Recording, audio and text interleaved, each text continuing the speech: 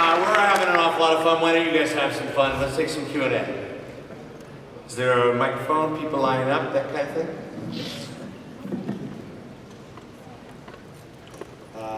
Okay, there's a camera in the way of my ability to be able to see.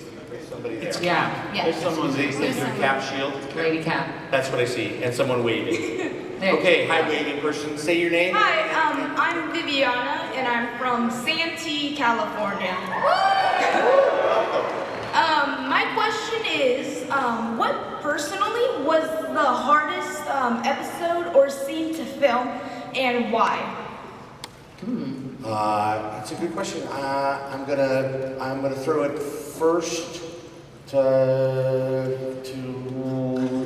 A bunch of us. Any day now. Go ahead. All right, Mr. Bell, you're shaking your head. I'm shaking my head, don't call on me.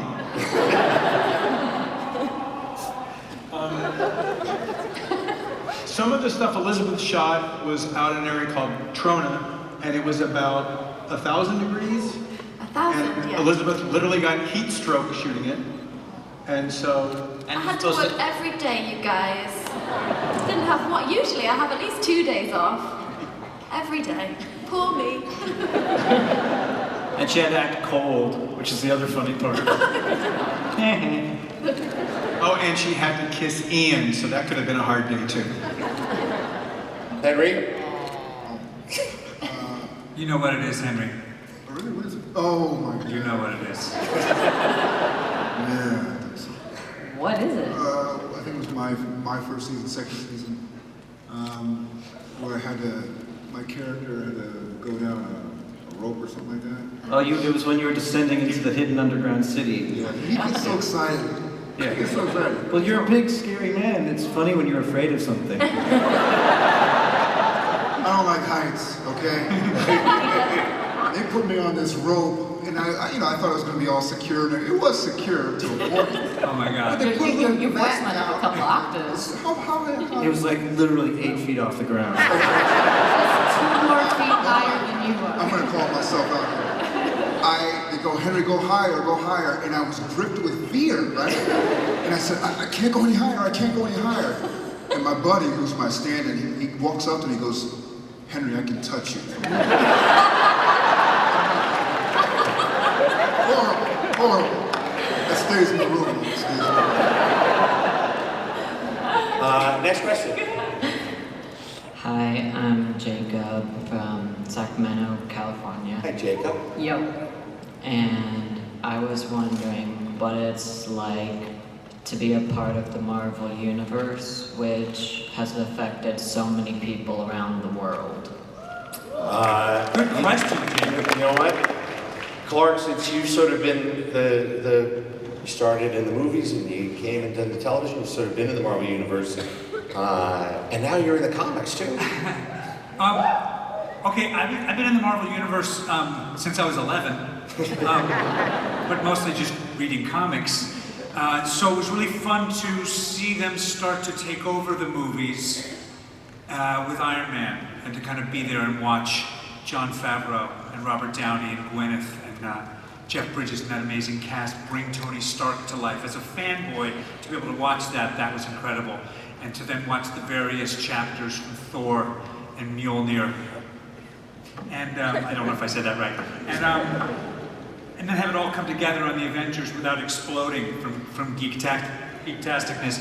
And then to have it to do business with the fact that Coulson was dead. And Wait, then you died? And then suddenly not so dead. And then to kind of find himself back to life, surrounded by this incredible team of writers and this incredible new family, and to then do 66 hours of the storytelling that's about what Coulson represents, which is the people who until recently didn't have powers, but who were really there just because they believed in the mission of protecting people.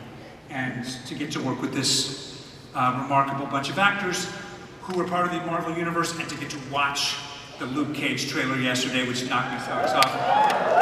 And to feel like you're part of one giant story being told through all kinds of different areas and mediums, and have you say that it's something that means something to you is really a great gift. So thank you, Jacob.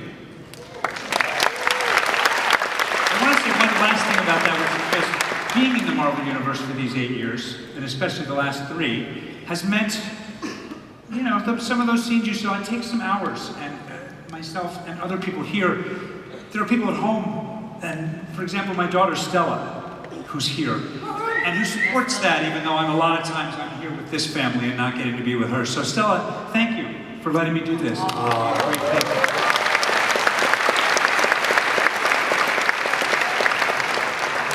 Next question.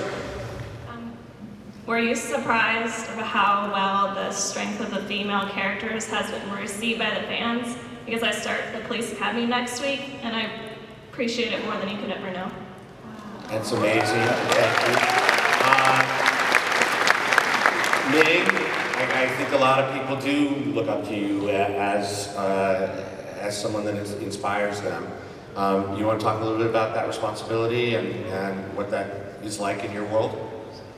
It's a tremendous honor, and it kind of blows my mind because, you know, as a mom, to have all of the fans who are young and old, you know, and the older women too, and the boys too. It is an incredible experience to get to play a strong female character and then to have that effect of positivity and you know, the impact of believing in yourself when you watch these characters. And I know it's just, especially in this day and age, Marvel really does it in such an extraordinary, heightened fashion. You know, whether it's someone who's intelligent and learns and discovers her bravery, like Simmons, or I also have what? Okay, I said some English. What did I just say? Oh, I don't know. Oh, did I say something you're wrong? on it. No, you're on it. Keep going. Keep going. Don't let Chloe throw you off. I understood that. You're on a roll. It was awesome. I'm sorry, but you know, and then someone like a Daisy character who is kind of alone and lost and rebellious, and yet, you know, having discovered her purpose or just this otherworldly power. And I cannot tell you, whenever I do go to these cons and having that feedback, it's the perk of a job that, you know, I'm not a policewoman, I'm not a firewoman, I'm not a real doctor or a nurse, or I don't do things that save lives, but I am truly, you know, enamored with a job that allows this connection with people. I have to say something because, you know, attitude reflects leadership, and the reason our show has so effortlessly folded in real-life women characters, which are strong, smart, empathetic, interesting women, and I'm not surprised by how many people are taken aback or have appreciated, because it's a reflection of real life. It just hasn't been shown in TV as often as it should at all, and a huge part of that is because our showrunner, Marissa, she is one of the most inspiring women I've ever met, and she, you know, she's leading the pack, and it's been an honor to kind of get to work in such an empowering group of women. Oh, These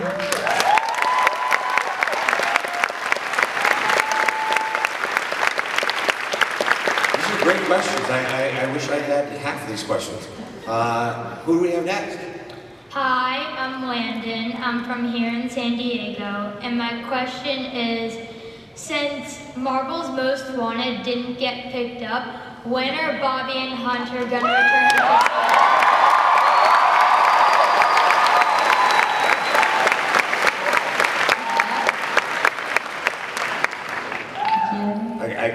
I think we're best saying that's classified. Wouldn't that be the answer?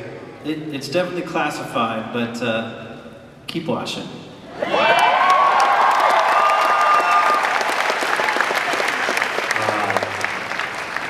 There's another young fella.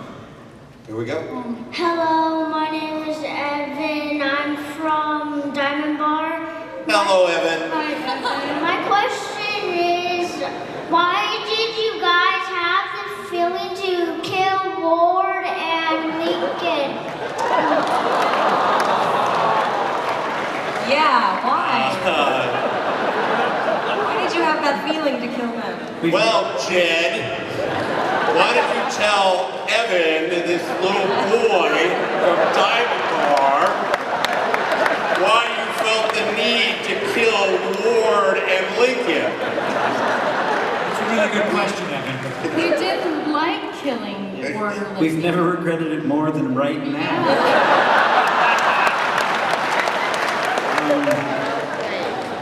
You know, it's for us. We're telling a story, so sometimes the story's got to be sad, sometimes it's got to be happy. We love those actors very, very much, so it was a very hard decision for us to make. But we felt like our other characters needed to go through the pain of that in order for us to tell better stories moving forward. And I'm sorry. We're really sorry, Evan.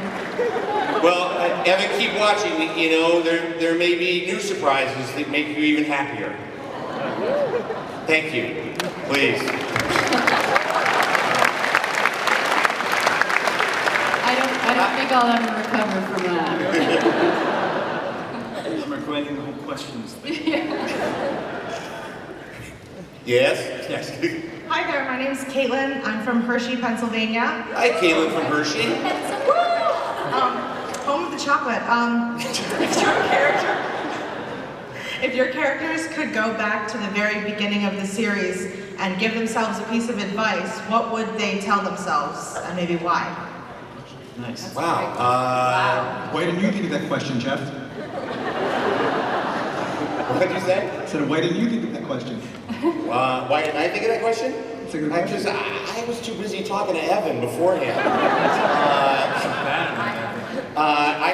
I'd like to hear what Chloe has to I'd say. probably tell myself to not date Hydra Nazi soldiers. And then let them brainwash me and control me. And then kill people and beat up Mac. I'm so sorry. Ian, Ian, if you could go back and tell your character something at the very beginning, what would you have told them? Good question. Probably something to do with Brett as well, or Ward's. Don't give him your pesto aioli sandwich because he'll chuck it away. He doesn't appreciate it enough. Yeah. Next question. Hi, I'm Tegan DeLeon from San Diego. Hi, Tegan. And my question is, since we unfortunately had to witness the deaths of Hive/Ward and Lincoln, should we mentally start to prepare ourselves for a new love interest for Daisy? We're trying to cast that, but nobody seems to want the job.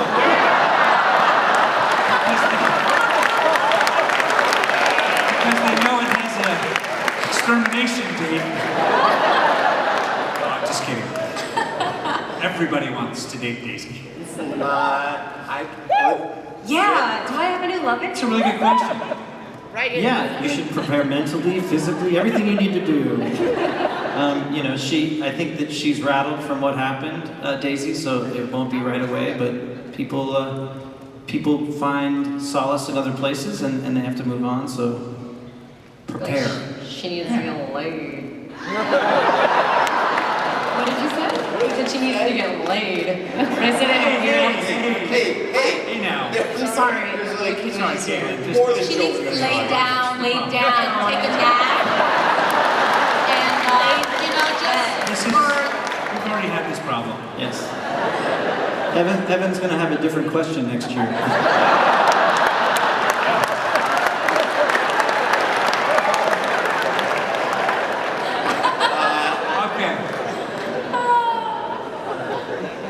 Hi. Hi guys, my name is Audrey from Los Angeles, California. Hi, Audrey. I was wondering if we could see any footage from season 4. Well, Audrey, that's a really good question, except that we literally started shooting season 4 yesterday. So unless they somehow got it down here in a transport or something that I wouldn't know anything about, I don't know how that's going to be possible for us. There's nothing we can see from season 4? No. What about if there's nothing we can see from season 4, then perhaps we can see the thing. Don't you want to see the thing? You're gonna like the thing. All right, here's the thing. If we're gonna do the thing, it has to be really, really dark in here. So can we turn the lights down, please? It's the thing! For more Comic-Con, where that came from, you can click left for the Agents of S.H.I.E.L.D. panel part 1, and to the right for Sam dishing on the Game of Thrones fan theories.